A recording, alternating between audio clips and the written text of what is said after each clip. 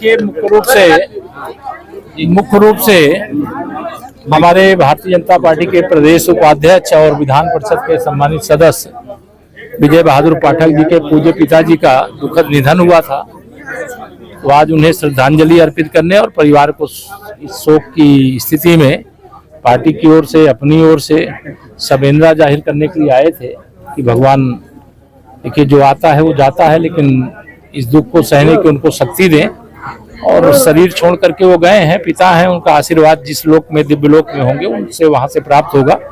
इस विश्वास के साथ उन्हें मैं अपनी विनम्र श्रद्धांजलि अर्पित करता हूं और परिवार इस दुख को सहने की सामर्थ्य प्राप्त कर सके, ऐसी ईश्वर से प्रार्थना करता हूं। एसआईआर में 2 करोड़ से ज्यादा नाम यूपी में कटे हैं। अखिलेश यादव कह रहे हैं कि भाजपा हमेशा संस्थाओं का सहारा लेती है चुनाव जीतने के लिए।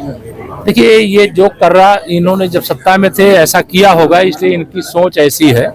लेकिन भारतीय जनता पार्टी का संगठन बूथ स्तर तक, इसके बात के साक्षी आप सब लोग भी हैं, जितना मजबूत है उतना सपा, बसपा, कांग्रेस तीनों को मिला करके नहीं है। हम अपने संगठन के बल पर संवैधानिक संस्था चुनाव आयोग के द्वारा जो अभियान एसआईआर का चला, उसमें काम किए हैं, मेहनत किए हैं। और जिनके नाम कटे हैं उसमें कई मतदाता ऐसे हैं जो स्वर्गवासी हो गए हैं, सूची में थे। कई ऐसे हैं जो स्थानांतरित हो गए थे, ऐसे नाम भी हैं। और कोई घुसपैठिया रहा होगा तो ऐसे नाम भी कटे होंगे। लेकिन अभी भी जिनके नाम कटे हैं, चुनाव आयोग का निर्देश भी मिला है कि जिनके नाम कटे हैं वो फॉर्म 6 भर दें। जो गलत नाम है काटने वाले फॉर्म 7 भर दें। कोई त्रुटि है तो फॉर्म 8 भर दें। यह चुनाव आयोग का निर्देश है और उस निर्देश का पालन करने की जगह नौटंकी करते हैं अखिलेश यादव जी की वोटर लिस्ट में ऐसा हो गया। महिला आरक्षण को लेकर तो क्या महिला आरक्षण को लेकर देखिए, ये भारत की आधी आबादी को न्याय बहुत पहले मिलना चाहिए था। लेकिन यह भी जो सबसे श्रेष्ठतम काम है देश के लिए, वह माननीय प्रधानमंत्री श्री नरेंद्र मोदी जी के नेतृत्व वाली सरकार कर रही है। कांग्रेस 70 साल शासन किया, कुछ नहीं किया। माननीय मोदी जी के नेतृत्व में अभी हमारा 12वां साल है।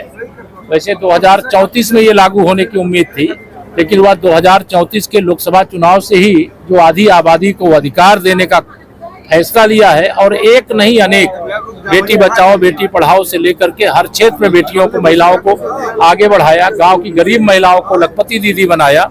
तो ये अनेक अभियान ऐसे चले हैं जिनके आधार पर देश की आधी आबादी आत्मविश्वास से भरी है और वह माननीय प्रधानमंत्री नरेंद्र मोदी जी के प्रति भरोसा रखती है कि उनको अधिकार जो मिलेगा वह मोदी जी के नेतृत्व वाली सरकार है। एसआईआर में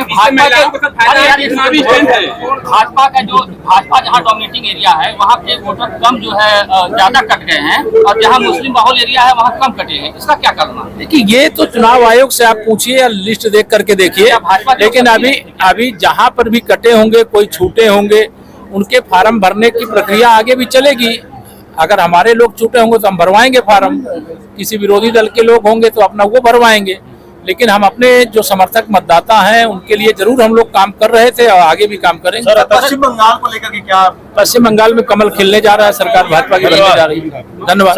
प्रवरिया में ओम प्रकाश राजभर जी दावा ठोक रहे हैं। ये जब गठबंधन के फैसले होते हैं, ये उस समय का विषय है।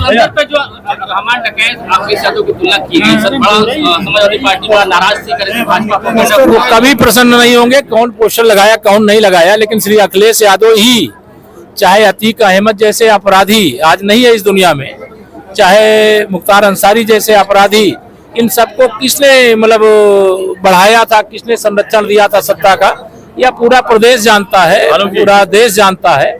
इसलिए कोई विषय नहीं। चलिए, धन्यवाद सचिन भैया, धन्यवाद। चलिए।